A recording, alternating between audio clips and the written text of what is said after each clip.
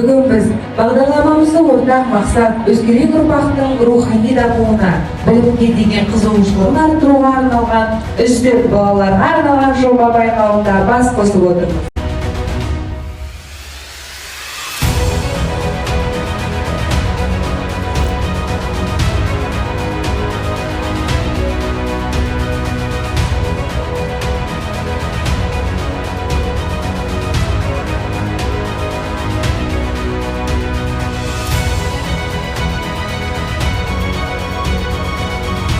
Кітапханашы мамандық қой қасиетті мамандығым ағайын мақтанышым.